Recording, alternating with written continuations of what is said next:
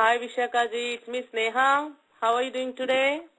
Wonderful, wonderful. Excited like a child. Me too. And then thanks to everybody in the show. Yeah. So how was your day today? I mean, like, what do you feel like today now? Today I said like I'm too excited. Like you know how kids are when they are to go for a picnic or going to their friend's house. How they, you have little kids, right? So how they excited they feel. So I've been pretty excited since morning, thinking, oh, how is this going to be? So yeah, this is fun. I'm feeling the weather here in California is so beautiful. And, wow. Okay. It's wonderful. It's warm here. Yeah. Actually, I was looking at your, LinkedIn profile, and then the first thing that struck me, like my vision is to serve the world in giving the knowledge passed on to me by my guru in living life as a gift of God, which is wonderful. And then just tell me about it, like, I mean, how you want to share your knowledge and what is, your vision, how you are implementing, and tell me something about, like, how you are, presenting the gift to us, gift to the people. This is actually a very deep question, but to answer it in a simple manner, I would just say that simply by really living life with the spirit of a child, the best gift we can give to the world is by really living life in the spirit with which it is designed to live. Nature has given us, if you can call it God, nature, whatever you want to call it. But basically, nature is provided to us with everything that is required to live a joyous and happy life. And by actually living it that way, I think that is the first and foremost gift we can give to this world. And my whole, if at all, effort, I would say, is to really see that kind of, spirit in everything that we are doing, whether it's just a simple household work or driving the car or talking to kids or talking to parents. It doesn't matter what you are doing. It's just living that kind of joyous existence, So so you feel every day happy because, you feel always the happy and joy in others. So I think you are always a very happy person, right? Yeah, because I can hear that happiness, joy in your voice when you talk and, when you laugh, I can really feel it. I believe, Yes. That's the whole thing, it is all about that. It's nothing, what we are going to talk now. Nothing, it really doesn't matter what you know and what you talk and what you think. If you can't be happy about every moment, every single moment, then all this has no meaning. So that is. Yeah. So tell me, like, the Matru Mandir. Could you please tell me something about how you are going to, conduct classes, how you are dealing with kids, and how actually you interact with parents, teachers. So tell me something about Matru Mandir. You see, Matru Mandir as a project, it is like the most dear project to my heart. Matru Mandir is an infant learning center. We started this project a year and a half back here in US. What we do in Matru Mandir is we actually play and have fun with kids, honestly. To put it in one sentence. But during this fun and joy, what we actually teach them is to physically be able to do things independently. Here the children come from the age of, say, 16, 17 months until 4.5 years kids. So this is like you can say like kind of a jumping platform for the kids from home to their regular schools. This is where we train, we develop all 5 aspects of their life. The first is the physical development, which means they can independently eat their food, run around, jump, do things independently, like going to the toilet, eating their food, playing with the kids, cleaning up, picking up things, following instructions. So these are some very simple tasks that, when the child goes to school, it is expected that he does all this. The second So what is aspect the is age about group you are talking about? The kids who are doing things independently, you start them about maybe around about 15, 2.5 years? 16 months. Yeah, 15, Okay. 16 months we start them independently. Okay. Before that, they come with the mother. So we have a mother-toddler program also where twice a week the child comes along with the mother. But around 15 or 16 months, a child is able to understand what we speak, and that is where the whole next level of training starts. So, So that all is these about mothers are basically, they are working women or home housewives? Like what kind of, generally we have a mothers? mix. Yeah, we have a mixed bag. Some mothers are working, and then those Okay. children stay with us for the whole day.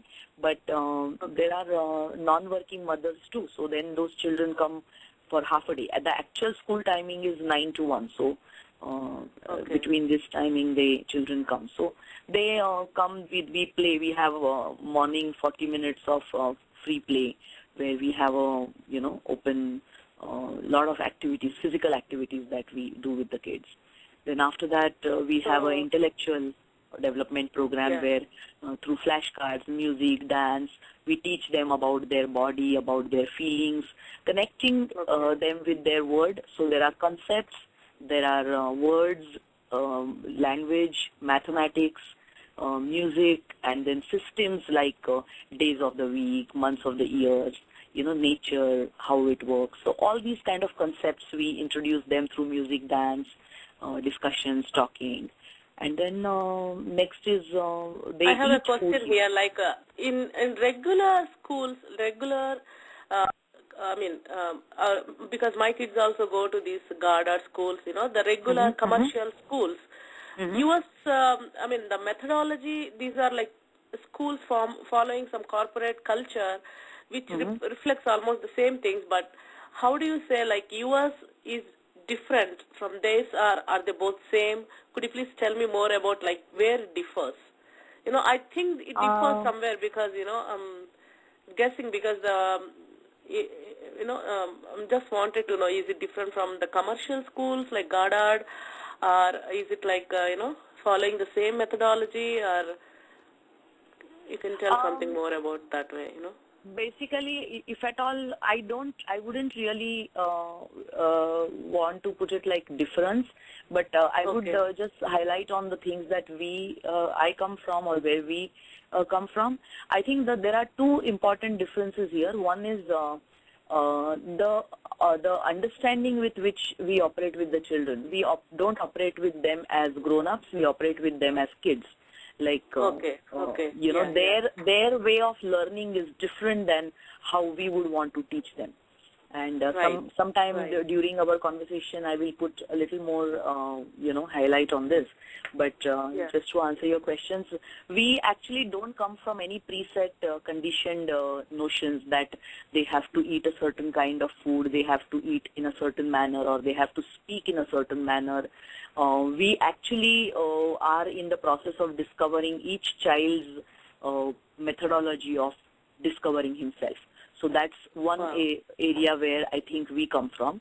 The second aspect is all these teachings in a traditional, I wouldn't call it traditional, actually the new Western approach of teaching is teaching them, or is making it more like a formal teaching, whereas we come from just being joyously in that learning process. The difference is like this. I can sit with the child, teach him the words, or I can just, sing and dance and, work around the words. So from my side, I do know. As a teacher's side, we know what is it that we want to give them. But their requirement is not to take it in the way we put it. They have their own requirement. Like, for instance, if a child is upset with something, no matter what you show him, he is not going to be interested in that. So at that time, my focus immediately moves to finding out what is it that he's upset about and how we can, make him more comfortable. The whole focus is that we make sure that all the time the children are maintained in a very joyful and very happy, excited mood, It's, so more hugs and more kisses also in the program. Yeah, so, because my little one always comes and gives a surprise to me because he's 4 years old, and yesterday he said, "Mommy, I want to marry you." Then I said, "Why? What is marriage?" Then he said and come and he hugged me and then he kissed me on my lips. That's marriage. I saw in Caillou. You know what? Kids, they learn a lot from, a lot from the TV and all. So how do you, TV has a lot of impact because, they just see and learn from the TV. And there are a lot of programs in TV like Baby Einsteins, Little Einsteins. And, how much do you suggest the parents to look at the TV? For which age group do you recommend and how much do you? Yeah, I don't watch TV and I don't recommend any kind of TV watching at all. But that's like the extreme, I know. But basically, for a child to learn anything, I think the most important, this first few years, the first 7 years of the child's life is about self-discovery. The child has not yet understood who am I. And this first 7 years is that creating that self-identity, self-image. And during this process, I think what the parent needs to do is be with the child in different kinds of settings, like nature is one of the best settings that you can go with the child, and the more amount of time you spend in nature, it's the best thing. So instead of sitting in the virtual world, I definitely recommend parents to take the children in the real world and expose to real life situations, like every taking them to zoo, Discovery Channel, and then making them to plant trees, planting. Exactly. Different kind of activities attaching to them to the nature, right? You are saying? Yes, physically being in nature, playing with mud, playing in the sun, playing with water, seeing, climbing on the trees, running in the grass, climbing the mountains. Nothing like learning from nature. And actually this first 7 years, children, the more they connect with the nature, you will see the rest of their life will be in a very different way, it will mold. So this is... and the eating habits also. Once they know how the food grows from their own backyard, then they will be more towards eating good food rather than the commercial, fast foods and all. That I got. And that's exactly what we do here. We have a garden where we plant, small things like tomatoes and bell peppers, and children plant their own trees and they water them. So, they see them growing. And then we have, when they eat the food, you will be so surprised, Neha. I have 2-year-olds and 2.5-year-olds who sit down and eat salad, sabzi, roti, dal, chawal with their own hands. And it is amazing to watch. Today, most of the parents, they have challenge in feeding the people. Here, every day in and day out, I hear parents saying that, please tell us how to make my child eat food. And here we can very easily see that they just love eating food. They just love eating. So these are some very important tools. Yeah. So for a new mother, if you take a new mother, do anybody come to you for counseling? What kind of suggestions, ideas you can give for a new mother to welcome the baby, to involve the parents? And then what kind of, generally asking. Yes, I have been taking this training programs called Joyful Parenting Program. This is the thing is infant Siddha program where children can be developed. Basically, the development of the child, maximum development, 80% of the development happens during the first 6 years, right from conception till the child is 6 years old. And this is a very, very important period as far as the parents are concerned. So first is how to, how to visualize what kind of child are you going to create. Then what kind of values do you want to inculcate in your child? What is most important values for you as far as the life is concerned? So clarity of that. And then how to implement that in our day-to-day life. So there are some very specific tools which you can use so that you can, educate the child during this first 6 years. My teacher, my spiritual teacher, Guruji Rishi Prabhakar Ji, he has developed some very wonderful training programs for human consciousness, and this is a very fundamental knowledge for parents to have, that first and foremost we must understand what is a child and how he thinks and how he develops, how he operates. And I don't think any of our educational programs teach a human being to be a parent.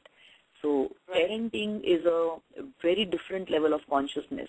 For instance, I will tell you that, what happens when a girl, suppose until you are like 21, 22, 23, I don't know, I mean today's generation, it might be, the age might be little bigger, but like for instance, I became a mother when I was 23.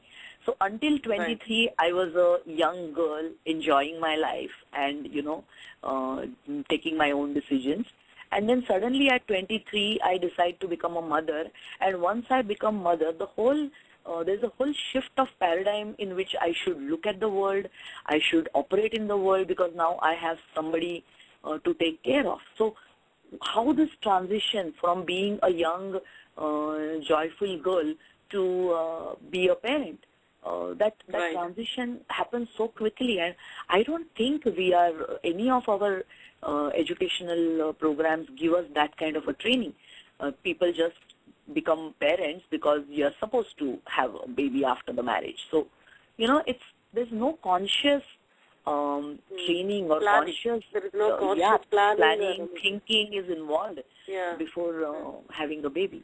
So I think first and foremost what we need to do is prepare our whole being, whole thinking, expression, everything to tune to this new role that we are going to attain. So we do give training. I have been training for last few years now, and parents get fantastic, insights into what is it to becoming a parent. So these are very important trainings that we need to have: how to develop a child, the intellectual development, physical development, emotional, social development. See, this emotional, social and spiritual development is completely omitted from our present education system. And just becoming physically and intellectually, able persons doesn't complete our whole emotional, spiritual fabric.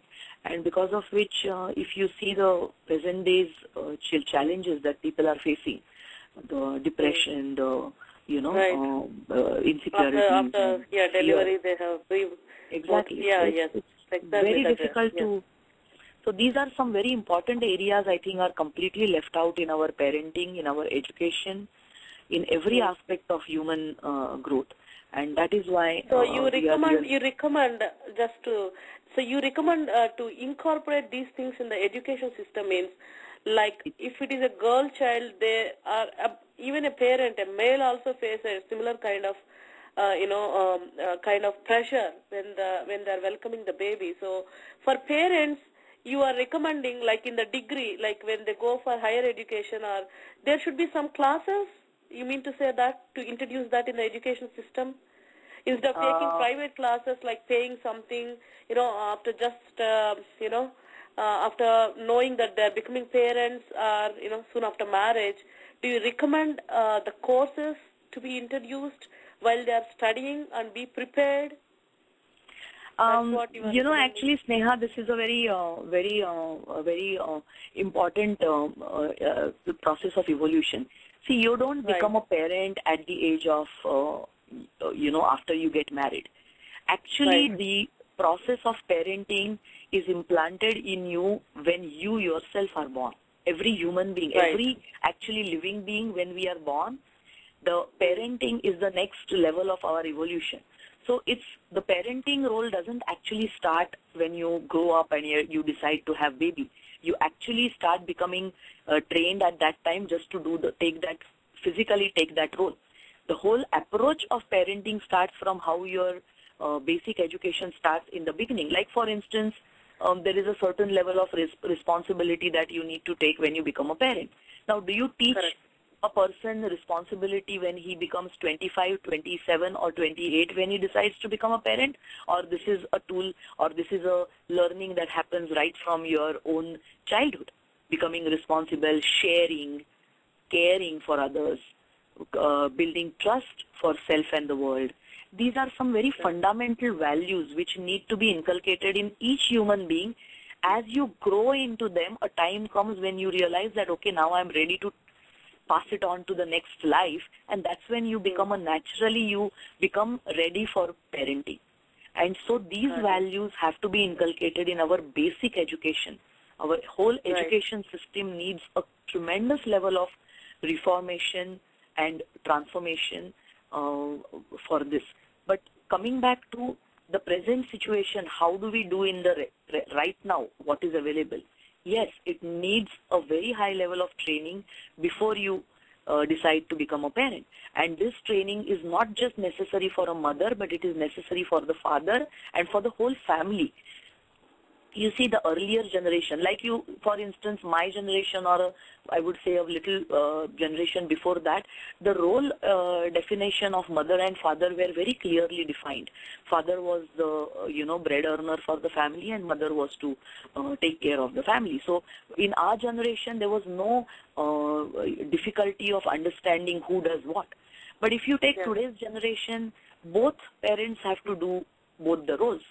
The other aspect is, in my generation, we still had the family support, like we had larger family available. So some of the things, if I was falling short of, there was a grandparent or an uncle or somebody within the family who would, fill in for me, who would kind of take care of that. In today's nuclear family scenario, both mother and father have to do everything for the child. Now, in this situation, that means you sometimes have to play the role of a grandparent, uncle, aunt, friend, cousin. So how do we train ourselves to take on all these multiple roles and still enjoy that process? See, the whole point here is I see parents are not having fun. They are just losing out on the fun of parenting. And that's what really is missing out. So parenting has become like more of a job, more of a, duty. Stressful, it's not duty actually. And the whole bond of love is missing, whole bond of enjoying life is missing. And I think that is where we need that training, just to how to really be in the process of discovering, loving, enjoying, having fun. Got you, yeah. Actually, there is a question from an online listener asking how to teach children mother tongue, Indian language actually. No matter what I do, it seems like they only speak English. So what do you suggest to them, Vishakha ji? You mean to say that they don't speak the mother tongue? Children don't speak the mother tongue? Whatever she's trying, like she's asking them speaking in Telugu or their Hindi, but looks like they're only, whatever she does, they speak only in English. So how to, make sure that the children will speak Indian languages, their mother tongue?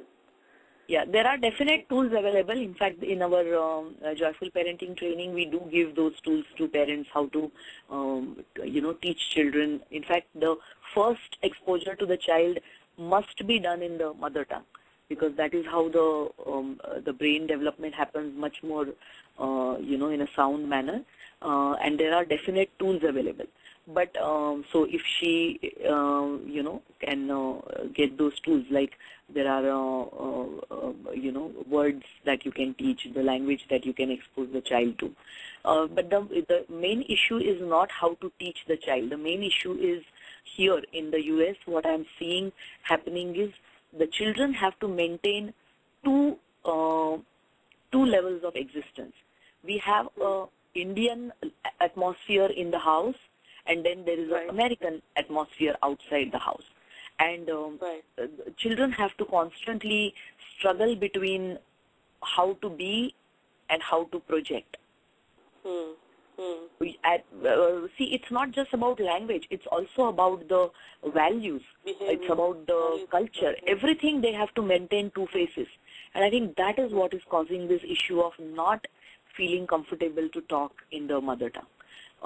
Many times we expect children to behave differently outside and differently. There is this major identity crisis which children of any other origin, not just Indian origin, but like Chinese origin or Mexican origin, and born and brought up here, they all go through this, situation.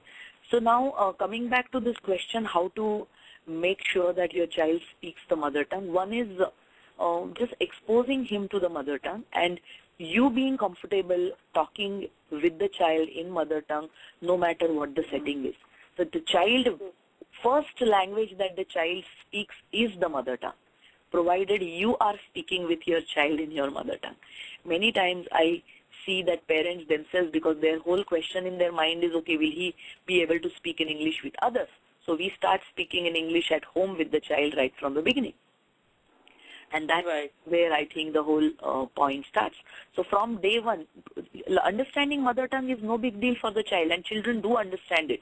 No matter whether they speak or not, they do understand the mother tongue. So speaking is not a big deal if you don't make it a big deal. There's also another aspect is about parents being very critical about children. If you have seen a lot of times when the child is trying to express something, he says something, immediately the parent says, okay, say it like this. Tell, the uncle is asking you, suppose you go to a party and somebody asks, what's your name? The child speaks, he says his name. The mother will say, speak it loudly, they are not hearing you, why don't you talk loudly? Or speak in English, the uncle doesn't understand Telugu. Or any such critical, any such correcting kind of statements we make, it actually does not help the child. It actually tells him that what I have just done is not acceptable, it is not right, and this is not how I am supposed to speak. So a lot of criticism that parents give about how the child should appear, how she should speak, how he should sit, that correction actually is very harmful for the child. This makes them very difficult to express themselves freely. There are definite tools available, how to develop the languages, how to develop communication, how to develop vocabulary. It's very easy. It's absolutely not difficult to develop this. Okay.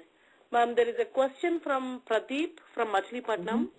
He says, if the people are doing mistakes at the age of 30, means is it a mistake by the individual itself or lack of parenting during their childhood? Parents could not take care of him while he was a child. Is it because of that he's doing mistakes when he was 30, or his own, not taking a good stand for himself maybe? So what do you suggest, ma'am? Like, is it like because of the lack of parents' care or the own, his own responsibility to not to do mistakes? What do you say? I would say it's both.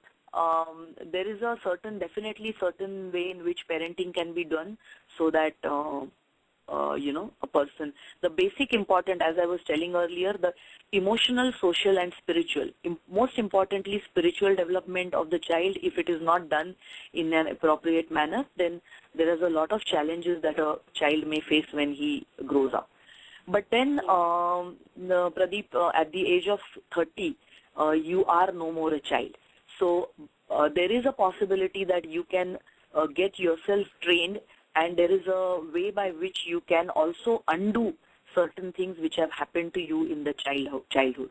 So it's not a final and sealed kind of thing. There is always a potential for you to change what you don't like about yourself. For instance, if a child who is raised in this kind of very critical and a very strict, controlling atmosphere, he grows up into being very low self-esteem, low self-confidence, can't, express himself properly, and finds a lot of challenges when he grows up into, say, 30, 35. Now, it is very easy for you to understand that I am having these challenges because the experiences that you will get in your profession or in your personal life, in your relationships, you will experience certain challenges. Now, at this stage, when a person understands that, yes, this is what is the area where I lack development, there is a definite possibility to get yourself trained and, change these things. And the best way of doing it is through the spiritual training. The emotional challenges that any person faces, emotional and social, because from your emotional development, how you operate in the society works. This is like two sides of the same coin. Who I am, and that is how I operate in the society. So both these things can be taken care of only through spiritual understanding. First and foremost, understanding about who you truly are, and not looking at yourself from those limited perceptions of who I am. Seeing that I am a low self-confident person is a limited understanding, and understanding that I have no limitations, I can be whoever I wish to be, is a complete understanding. And this is just a shift in your understanding about yourself, which can very easily be corrected through spiritual training programs. The program that we conduct, it's called Siddha Samadhi Yoga. It's about discovering your own self, about your own potential, about who you truly are, and operate in the same fashion in the world. So it is very easily possible to shift that. There is no big deal. So as far as responsibility is concerned, yes, parental responsibility is tremendously high. But if a parent is not had this kind of training and it doesn't know, see, I always tell parents that there is nothing called ideal parenting. No matter what you do, it's never going to be a perfect. There is nothing like a perfect parenting. It's always a self-discovering process, and there always will be few areas where your parents would have made mistake, and you always have a chance to change it. So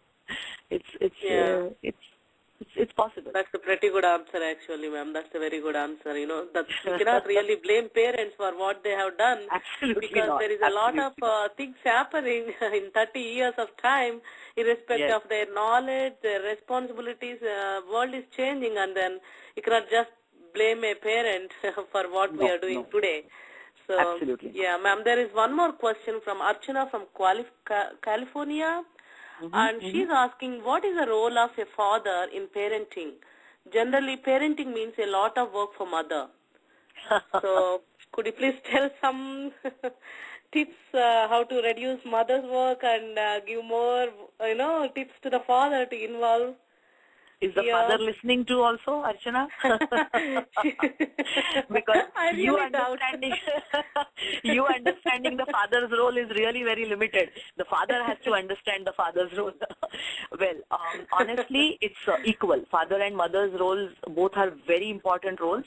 Father is equally a contributory factor in child's development. I would actually ask a counter question to this. Why do you think nature has chosen mother and father both for creating a child? Anything which is, yeah. So the fact that both parents are required to, right from creation of the baby to the nurturing of the baby, itself defines that father's role is important. Traditionally, the father's role is understood just as a breadwinner and, hunting. That's kind of the animal world.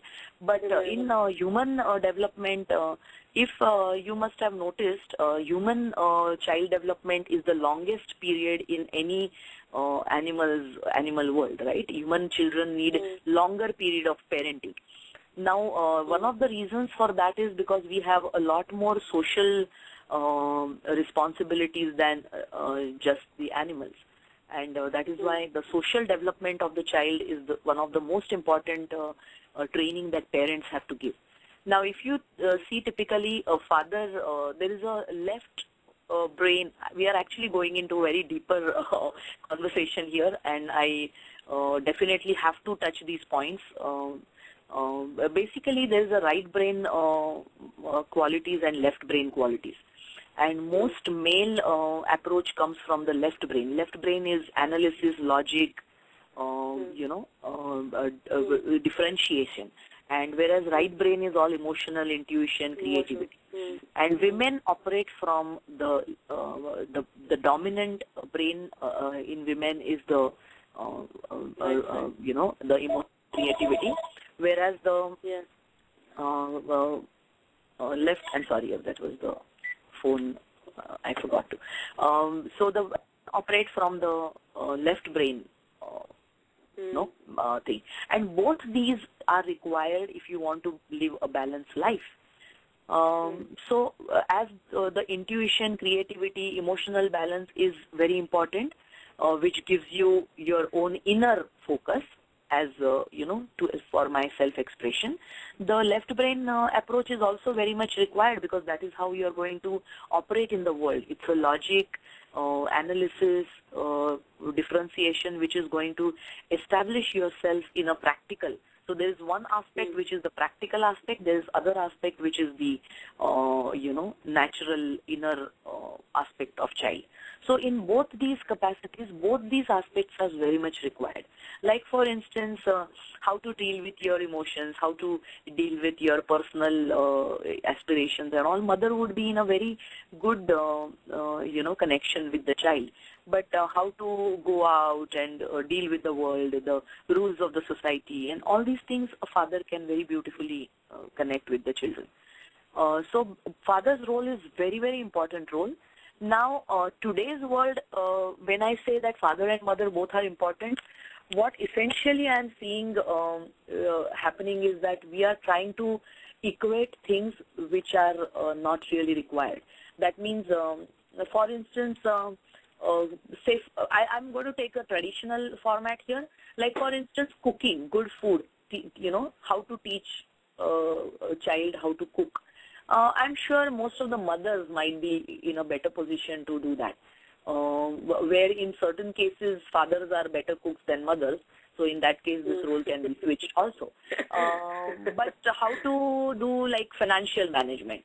Probably a father might be in a better position to teach it to the child. Like for instance, in my own family, I would say that how to take care of people in the house, how to make sure that grandparents are taken care of, how to understand some aspects of, finer aspects of why so-and-so behaved like this, or why so-and-so spoke like this, or, I'm saying about the family relationships, or how to teach my daughters about, I feel like doing this. Now, how can I say these things, what I feel? The finer aspects of human, I would be in a better control of the situations. I take the lead in explaining the girls. If there are challenges, there are arguments, there are fights, about not understanding, I, chip in and I say, okay, let's cool down, let's, understand, and okay, you said this, and you felt like this, and then what you said hurt the other person. This is how we felt. So all the emotional aspects is very easy for me to handle.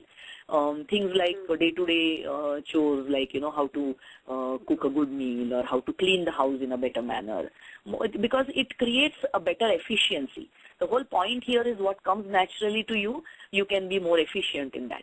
But when it comes to sitting down and, managing the finances, managing certain, how to apply for universities and things like that, external connection with the external world, Milind, my husband, takes over and he explains to the kids. And so it becomes very easy. Actually, life becomes very manageable when both the partners play their roles very beautifully, and it's finally a teamwork, whether it's parenting, home management, life management, marriages, everything that we do, it's a team. Whether even in offices, in professional careers, don't we operate in teams? Any product team, you have to operate as a team. And families are also team, there is each person, each human being has a role to play, and children have their own roles to play. So all of us together, if we can, participate and give the best that we are at, I think that is what is going to create a fantastic family atmosphere. So father and mother both have a very important role to play, and the earlier we understand it and learn it to deliver that role, I think we would be very, very more sound and happy and joyous about everything that we are doing. So I really hope that I have think answered. Archana got an answer, a very wonderful answer. She must be happy with all the input. Yeah. And and there is one more question. It's really excellent. Actually, I'm really, when you are speaking and telling different points, I'm going to my career, I'm coming back to my present motherhood, I'm going back to my team. You know what? You are making me involve more and forgetting whatever I'm doing. Yes, because these are all. So I have to. Yeah. No, basically, this is where I just want to, since you mentioned that, I want to tell you something. See, parenting or my career or my individual aspirations, these are not disintegrated and independent aspects. These are all part of my whole life. I am a parent, I am a professional, I am a teacher, I am a student, I am a mother, I am a, these are different roles that we are playing. And if we try to dissociate each role and try to operate within that role and create a, solution, it's not going to work. It's all integrated approach. That is what is the most important aspect here. Like, for instance, I want my child, say for instance, to be truthful. Now, to teach my child to be honest, truthfulness, I need to be truthful in every aspect of my life, not just at home. In my career, I need to be truthful. In my day-to-day operation in the world, just following my DMV rules, my traffic rules, I should be truthful. Only then, I can transmit that value to my child. So it's holistic. It's everything in one go. Yeah, that's a wonderful answer. There is one question from Sindhu from Los Angeles. I'm not thinking about having second kid. Is it true that not having a second kid will be a problem to my kid in future? That's what she's asking. Yes and no. If you don't have a second child, but see, what is the point of having two children or many children in the family? Because that allows the child to learn to share. And the sharing or being able to take care of somebody else is a very important value as far as the human development is concerned. Now, it is not a must that you have to have a sibling to learn these values. So if you open out the doors of your family and you connect, you allow your child or you develop the child to connect with other children, other siblings, it's not essential that you have to have a biological sibling for the child to develop these values. They still can, learn these values. So the problem that generally single child feels that one is they feel lonely when they grow up, they don't have anything.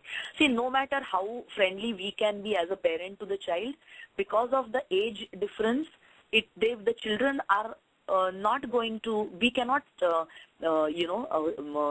substitute for their friendship and the kind of relationship they share with their sibling, no matter how they fight. Like both my daughters, they fight tooth and nails with each other.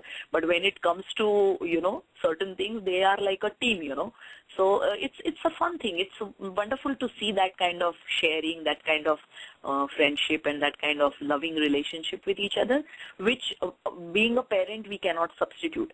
But that doesn't mean that you have to have a biological sibling.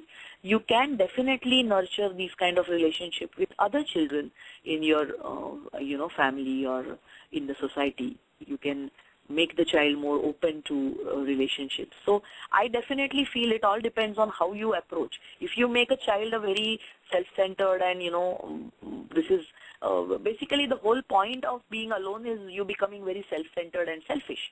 So if you consciously take an effort, it's no big deal. You can, not have a second child. But if you cannot do that, then this is the easiest way is to have a child within the family, so they have share.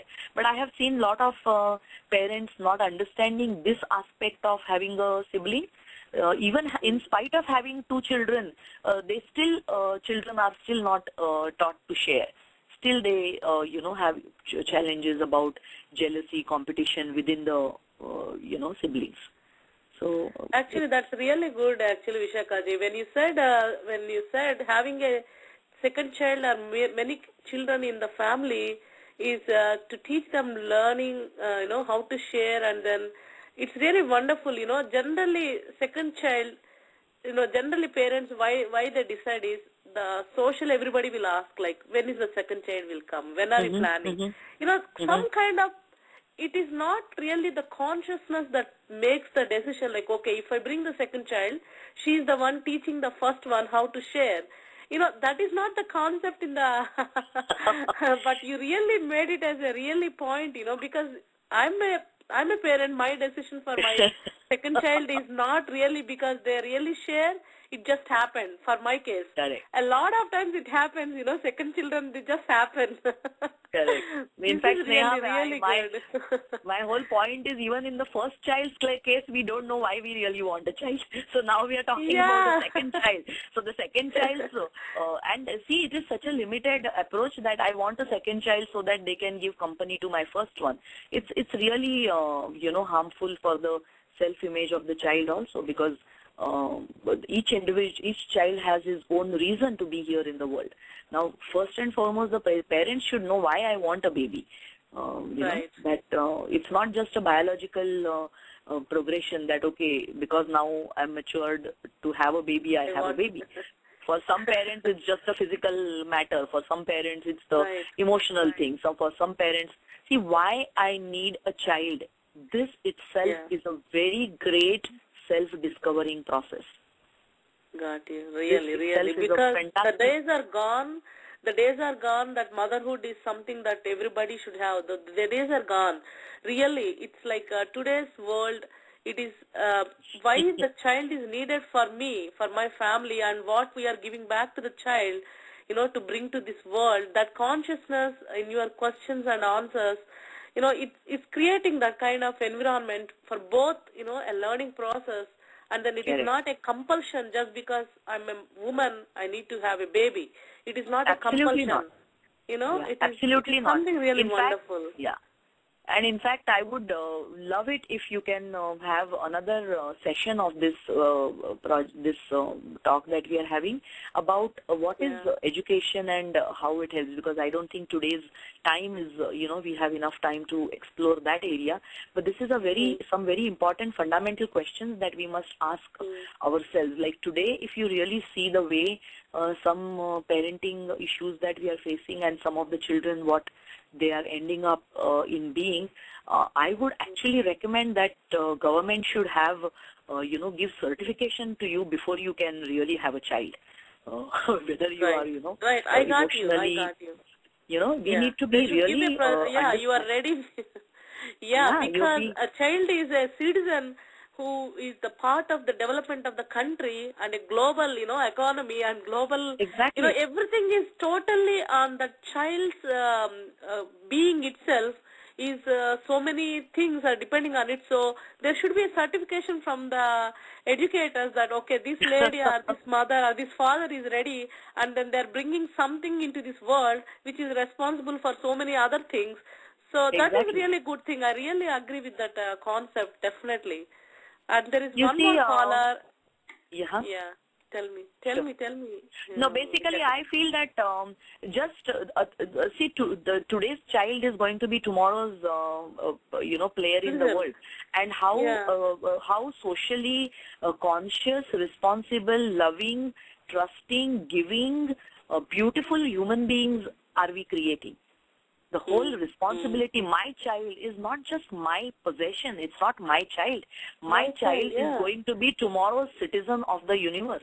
And am I responsibly doing this role of creating a child who will go out and operate as a responsible, human being in the society? So I don't think we really think of this aspect when we are giving birth to children. Yes, ma'am, that's really wonderful, You just taking me into some kind of Pandora divine, world where the world is equal for everybody, and then, full of greenery, full of love, full of compassion, affection. That is possible when we really give that kind of thing to a child. In return, they really blossom the world around them. Absolutely. And see how Vivekananda was born, Swami Vivekananda, or how person like, him gets developed. Because the parents had that vision for the child that I want to create someone who's really going to be wonderful person in this world, who would not just live for himself, but would create, happiness, joy, love for everybody around him. And each child has the potential to be a Swami Vivekananda, provided the parents are similar to Swami Vivekananda's parents. And this is what I really, or any saint for that matter. We have so many saints and such a wonderful, each child is born as a divine child. But are we divine parents to bring up such a child and really allow him, train him, and equip him to operate as a divine human being in the world? And that is what is the parenting education is all about. Ma'am, there is one more question from Sandhya Karanam. She is saying her child is screaming at the top of her voice when she doesn't oblige the child's request. So how can I handle this situation? Wow. It's again, I would say it's a long thing. But the present action that the child is taking is rooted down to something that the child is trying to tell you. Now, when a child screams, that means the child does not start screaming right from day one. There was a time when the child would be expressing his or her displeasure or, attracting your attention. See, when a child screams, what she's trying to do is she's trying to attract your attention. And somewhere along her learning, along her development, the child has realized that unless I scream, I do not get the attention. Now, where is the child learned this? From the time, many times children throw tantrums. Just yesterday, I had a parent and the child asked for something, and the mother said that not right now, I will give you later, and the child started crying loudly and screaming, and then immediately the mother gave whatever the child was asking, and the child became quiet. So this is the point, and this child was like 4 or 5 months baby. So I told the mother that, see, right now you just taught her that if she doesn't get it, she has to scream and then she will get it. Now this mother has to discover and go back in her memory lanes to find out where this process started.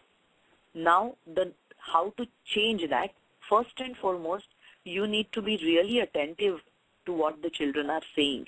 And sometimes the saying or the expression may not be verbal.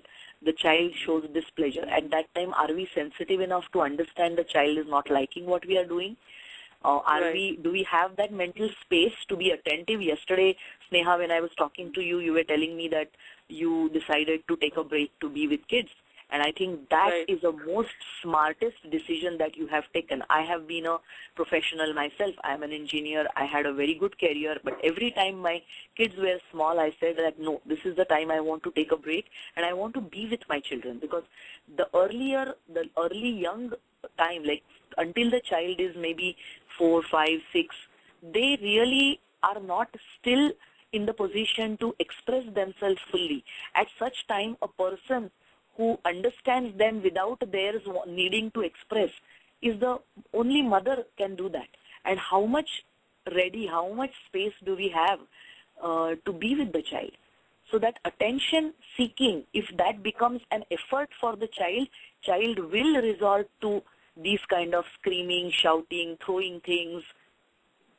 That's the only way they kind of tantrums absolutely to get attention. Yeah. So these are again creating more questions in my mind. So I'm sure the younger generation mothers will ask me that, do you mean to say that I should forego my career to be with my child? Then I would, my answer would be that yes, I mean, finally it comes down to what more responsible, what is your priority at this point of time?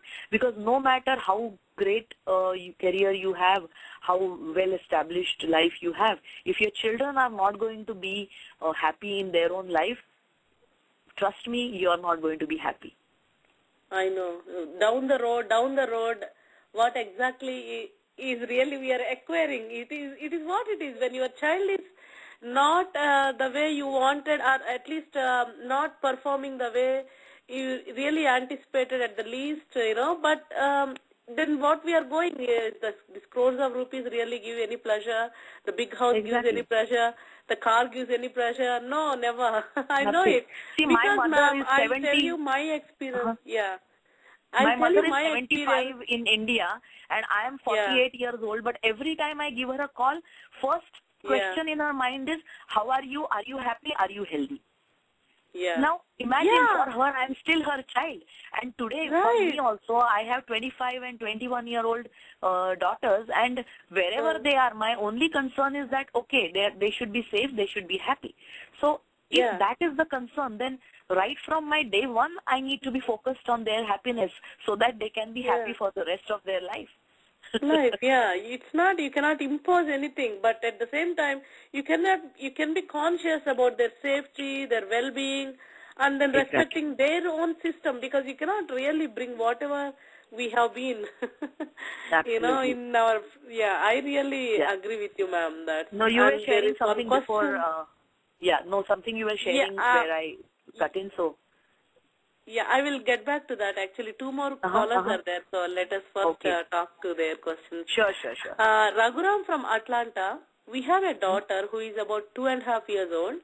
If we want to adopt a boy, is there a recommended time frame of adopting one?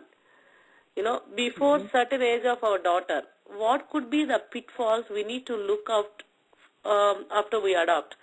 So what they're basically asking is, they have a daughter who is 2.5 years old. If they want to adopt a boy, is there a recommended timeline to adopt one? Again, I would say it all depends. There is, if in a natural sense, if you want that the children kind of mold with each other, I think this is a good time to do that. Provided you are able to handle the emotional aspects, emotional challenges that your daughter is going to go through, because this little baby that you are going to adopt, he will be very small. So for him, the challenges will be little lesser than what your daughter will be going through. It depends on how open and how. The question is, their daughter is 2.5 years old. Correct. They want to adopt a boy, so they're asking, what is the best age for their daughter, to accept that little boy into their family? So is it good time for 2.5 years old? Yeah, I think 2.5-year-old is a good time to have a baby, another baby. But no matter how old the daughter is right now, it's 2.5 or 3.5 or 4.5, she will still have to be given a very good level of emotional support so that she is able to, cope up with this new challenge in her life. And what could be the pitfalls? That's what they're asking. It is exactly the same way. It is exactly the same way like you would have your own child. There is, I don't think there is any difference there, because if you would have your own baby, the fact that whether the baby is biologically yours or adopted has no significance as far as the 2.5-year-old concern. And actually for you also it need not be a concern, because once you adopt the child, it's your child. Whether it's come from your own body or not, it doesn't really matter. It is insignificant. So the same challenges that any parent would have when having a second child. First is you need to prepare the child for this new change that is going to happen. That means making the child feel that the next baby is also her, baby. You see, each child, even children have the parental instincts. Each human being has the parental instincts. And I would share my own experience with my daughters. My older one was 4.5 when we had the second one. And before that, I used to talk to her about this new baby, and she was so excited to have the new baby that literally, Sneha, you will be surprised, when both my daughters were, my older one was around 9, I had to actually start undoing the process of, by telling her that you are not the mother of your little sister, you are a sister. So allow me to be your mother, She would give bath to the daughter, she would want to feed her sister, she would want to dress her up. So it was like literally I had to go the other way around. So what I'm telling here is trust that your daughter has those instincts too. So connecting this older sister with the younger child is a very important aspect, which is the thing you have to start right away, so that the daughter is, this little child is ready for the second brother or sister. So that is the way to start actually. I think Raghuram from Atlanta got the answer. And here comes Pradeep again from Machilipatnam. He's asking one question that will take another hour actually, but still I'll ask. Why the parents give more importance to boy kids than girl kids in all issues? So that is like a never-ending war. Yeah.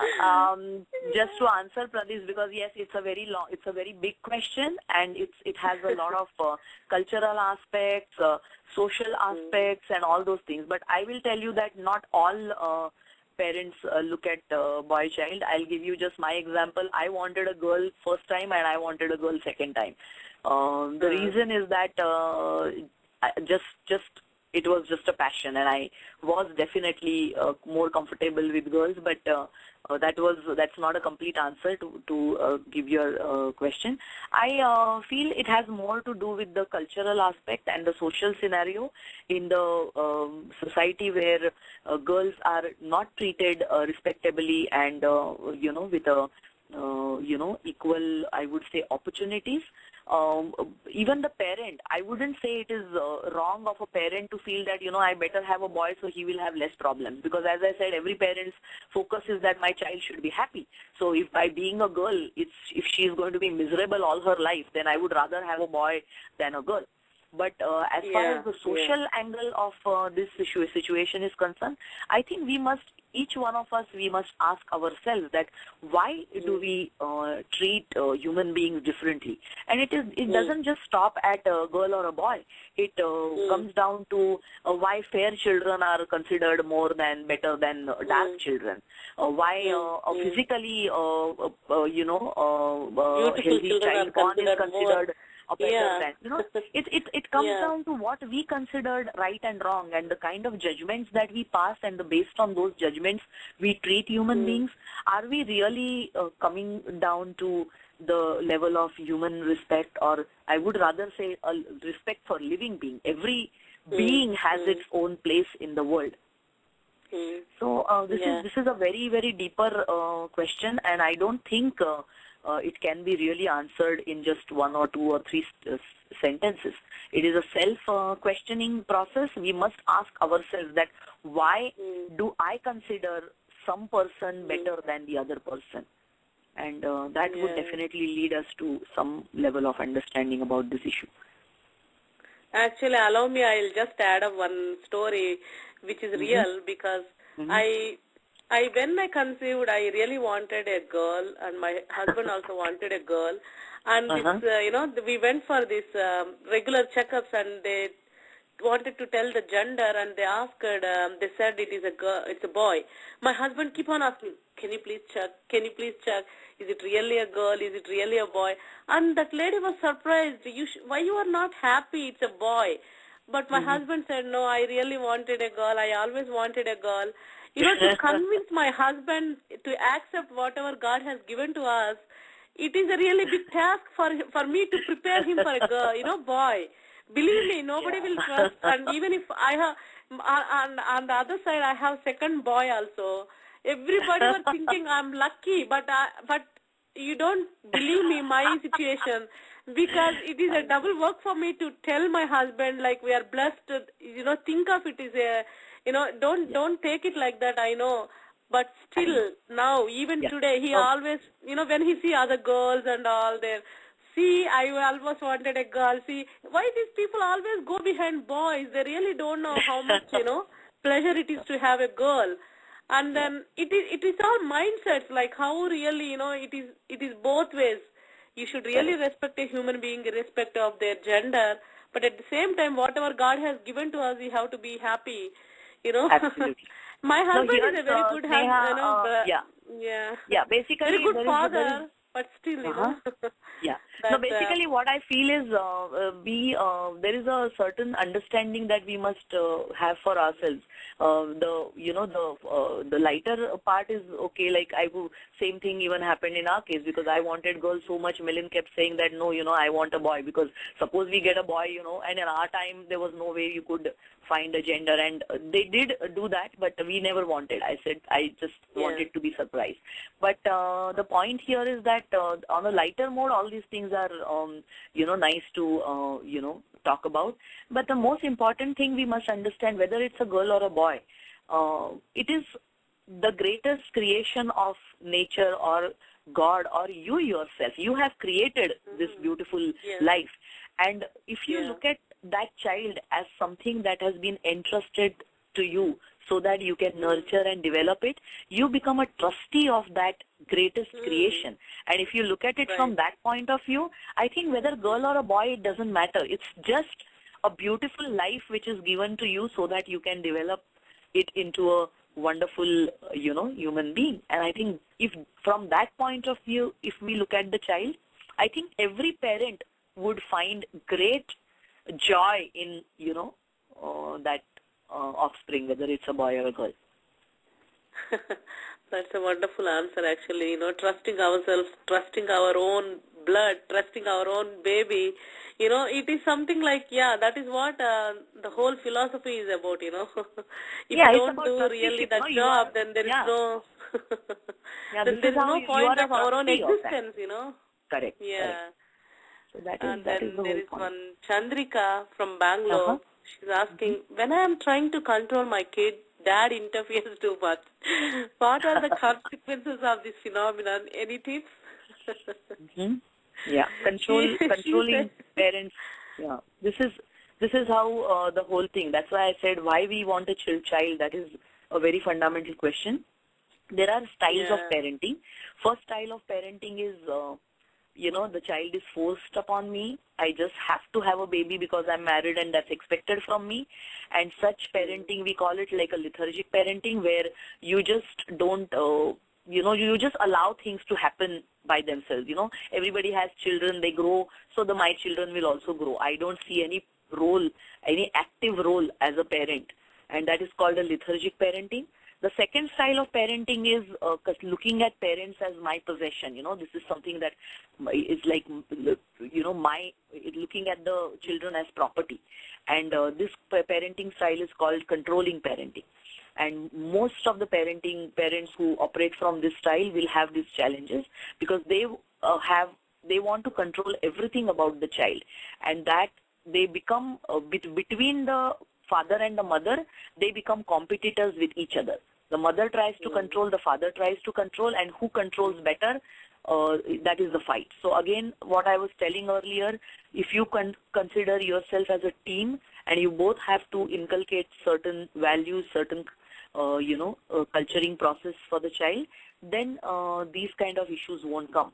But for that, first and foremost, there has to be a proper understanding between the mother and the father that what is it that we are trying to develop in our children? What values are important for us? What do we want to jointly create? Unless there is a clarity of that, it is not going to be possible to deal with this situation. I think the major confusion comes because parents, the mother and the father, both don't have one single approach to how we want to raise children. And trust me, Sneha, I have parents of grown-up 18, 19, 25-year-old children parents who come for, trying to understand where did we go wrong and why we are facing this and how to now, undo what we have done. So it's a very challenging process, and first and foremost, both husband and wife should sit down together, really create an understanding that what I expect from my children, or what I expect to give them, and what you expect to give them, and can we have a kind of a joint single vision that what is it that we want to jointly, bring up in our kids. And I think that would be the starting point where it can go down to.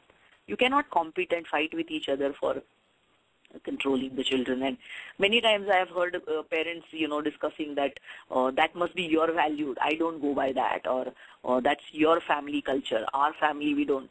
I mean, what is yours and mine? Once you come together, you're married, you are one, you're a one entity. For a child, father and mother are not different. You are one single entity for them. They don't look at. In fact, I have seen... Actually, Chandrika's question is not only Chandrika's question, it is my question also, because it is like we have to sit together, Now I do that after going, I'll say, okay, let us sit together. It's not about you control, I control. Let us control. Let us control ourselves, before controlling them. Absolutely. Yeah. There has to be, and then between us also a little, role definition of certain things. Like, for instance, in our house, I'll give you a very fantastic joke. There is this couple who are celebrating their 75th anniversary, and people ask them, like, what is the secret of your marriage, long marriage? And the husband says that, we have a very clear role, bifurcation. All the important decisions in the family I take, and all the not so important decisions are taken by my wife. And then he goes forward to explaining that which school children should go, what food they should eat, what clothes they should wear, what kind of friends they should have, what kind of careers they should take. Everything is decided. These small things my wife decides. And what, should be the policy of America versus Iran, and what kind of nuclear weapons who should carry. These kind of very important decisions I take. So that is why we could have a wonderful, marriage. So this is like a lighter thing. But basically in a family, we must have this kind of, proper understanding about what areas should be taken. There are certain areas which are very tricky. Like between me and my husband, he is been traveling and he spends very little physical time with the girls, and most of the day-to-day things I used to handle. So at such times, simple things like, whether I should go down to play, and should I finish my homework before I go down to play, these kind of decisions was not Milan's, area of decision making. So sometimes the girls would play a trick. They would call dad and say that, would tell me that, yeah, dad told me to go to play. But so it was very clearly defined that, dad doesn't call shots in certain areas, and mom doesn't say in certain areas. Like any kind of major financial decisions, then they would they very clearly know that, they should first check it with dad, because Milan manages the family finances and I take care of certain things. So I think it's very easy to handle these things. So just we need a little bit more teamwork, a little bit more understanding, a little bit more emotional maturity in handling things. So it's very easily handleable situation. Yeah, and then your profile, when I look at it, you have a lot of stress. Emphasis on spirituality, and then different methods of prayers, and then at what intellectual, emotional level we should respond. There are few things that really came into my mind, like what is the part of prayers, meditation in our, ability to, to cope up with the world. Like, what do you suggest, like how this really meditation affects our mental status and our daily life and our attitude towards others? Could you please explain more on that? Wow, I think now you that's are really, now you touch the subject of my real, heart. Well, it's very important, and to elaborate a little bit on that, as we started this whole conversation, I spoke about the spirit of life, which is just being joyous, being in that moment of, that spirit of being in celebration of life. Honestly, children are born with these qualities, if I ask you where do we feel most happy, I think most of the people would say that I feel happy at home. And why do I feel happy at home? Because I can really be free to be who I am. I don't have to have any pretense to be in the house. So wherever you feel that experience, that freedom, joy is a natural experience of freedom. And if you really ask yourself whether who is most joyous, we or children, I'm sure you would say that children are joyous all the time. They are happy for no matter what. They are happy for no reason. And so they are already living in the spirit of life. Now, how to develop and nurture that, that is the whole point. So the role of meditation is very, very important here, because it is your inner space where you are most free. No matter who you are, when you are with yourself, that is when you are most free and happy.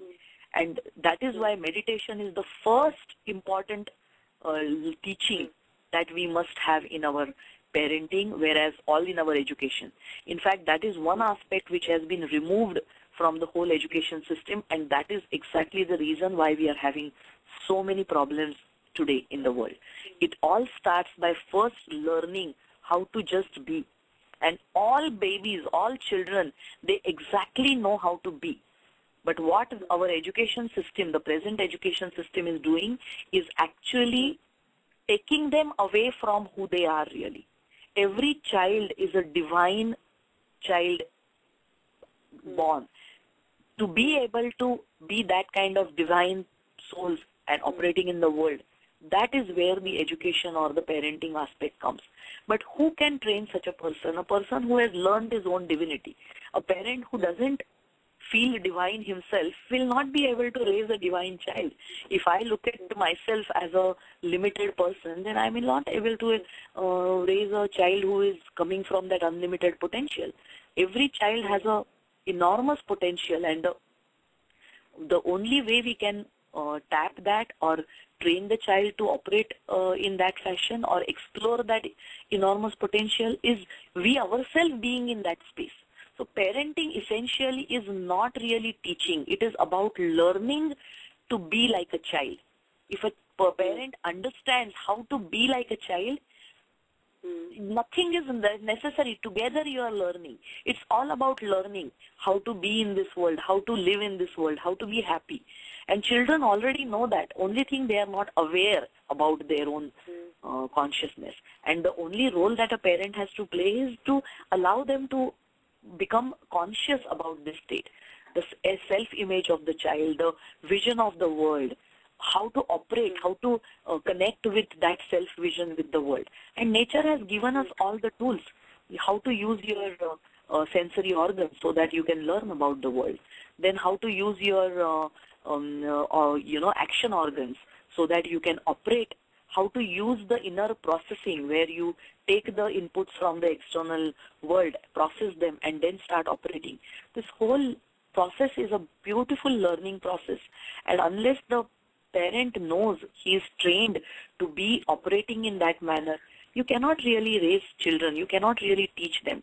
The role of a parent is of a guru in that first few years, and until the child starts, actually operating in the world.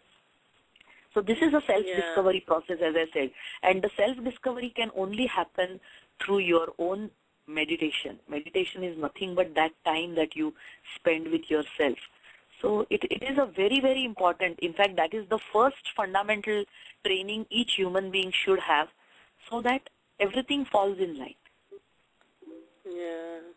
Actually, I really admire you did the fasting, during Anna Hazare's time, because I also really got into motivated, and then after I heard about Anna Hazare's fast, and then, tell me something like Srikanji is asking, because I posted that also, your, involvement during that time doing fast to support Anna Hazare's movement, and then it's really inspiring. And then tell me, like, what inspired you actually to do that? Oh, the fast, and what are your thoughts about Anna's movement, and tell me a little more about, Actually, we have been associated with Anna not now. It's been a long time. Last 17, 18 years I have been, in this Siddha Samadhi Yoga culture, and we have done a lot of work along with Annaji. The reason why I wanted to do the fast is, actually I do fasting on a regular basis. So fasting for Anna was not like something new. I just dedicated this particular fast to him. So it's like fasting is a natural, regular practice. Being with Anna has been for a long time.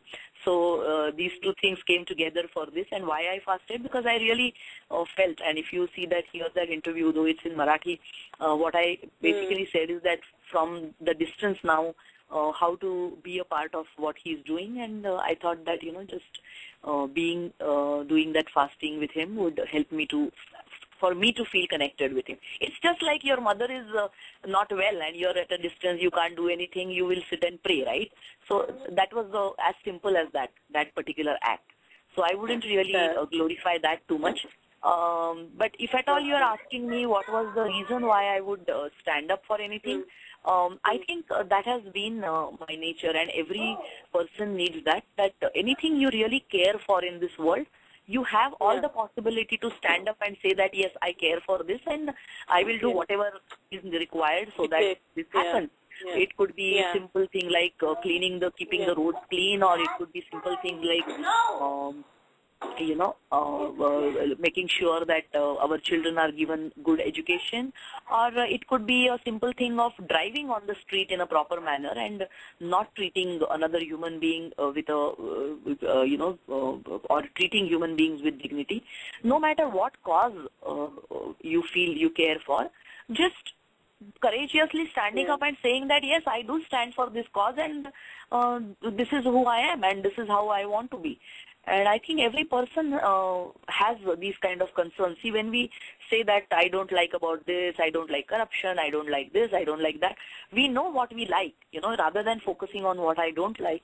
If we feel that, okay, this is something that I care for, you have all the, freedom in the world to stand up and say that, yes, I don't like. Fortunately, I have been, my parents are fantastic people, and we really were raised in this atmosphere. My mother is a great social worker from India, and my father was also a trade unionist. We were raised in an atmosphere of a tremendous level of social commitment and social responsibility, and I was fortunate enough to be blessed by my guru at a very early age, and who really gave me that kind of mentoring where you can operate with courage and truth, and truth gives you tremendous level of purity and courage to stand up, for things that you really care for. So that's what how made did you, me... little bit more on how Anna Hazare Ji, interacted with you, you have been in touch with him, like in Siddhamakara, Samadhi Yoga and all he said, right?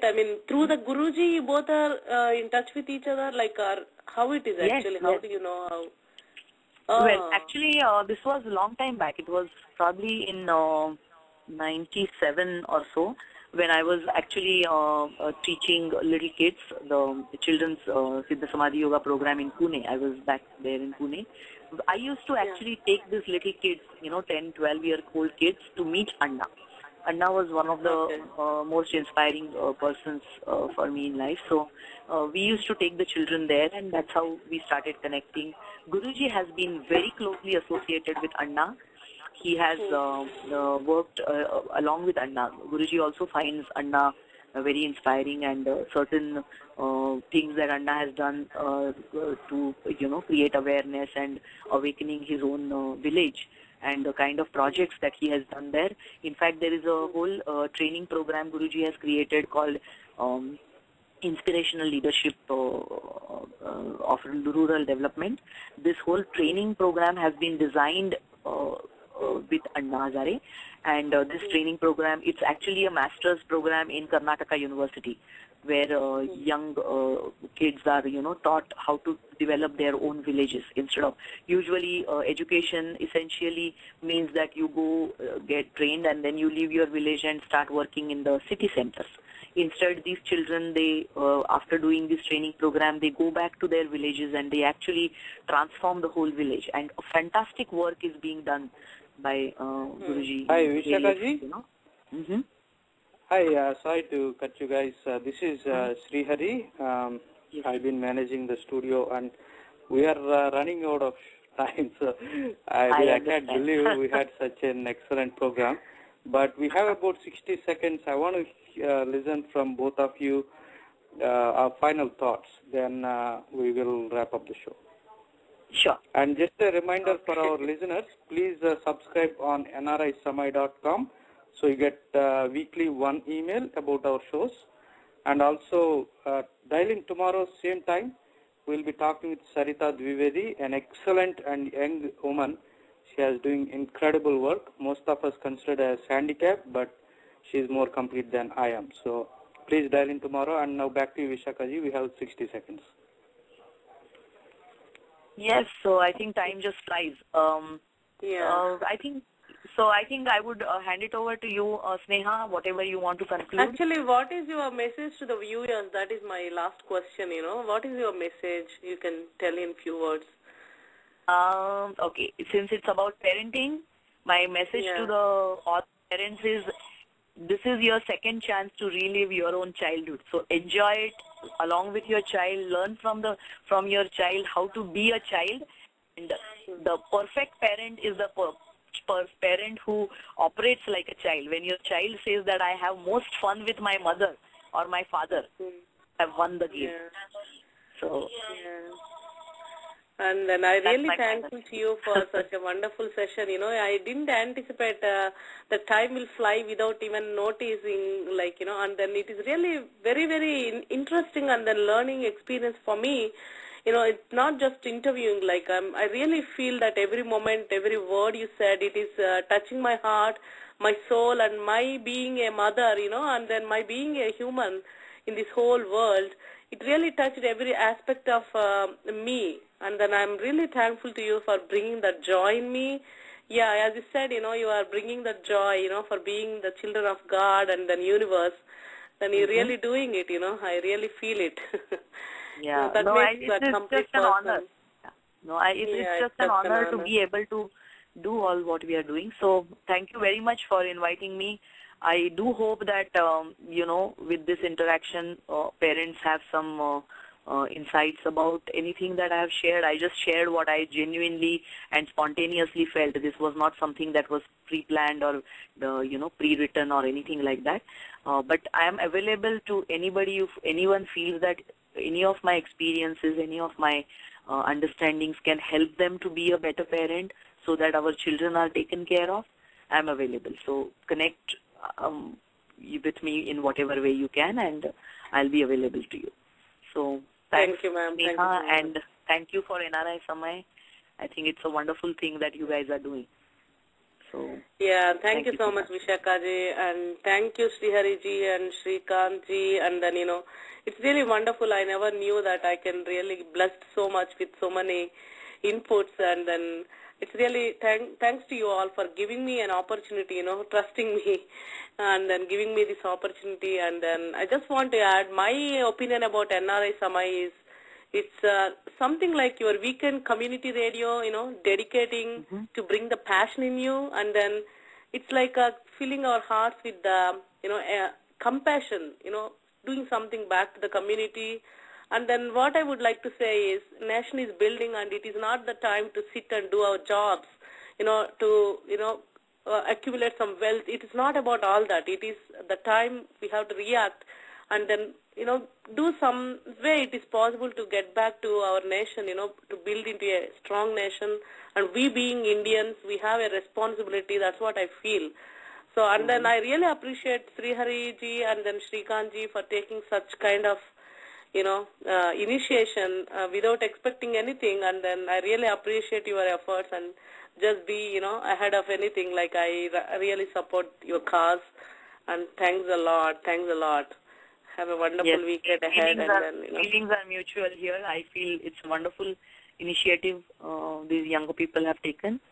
Just like that Dandi March too, that these young people had taken. So I think this is a fantastic initiative. Please keep it up. All the best, and all of us will support you in whatever way we can. Thank you so much. Thank you so much.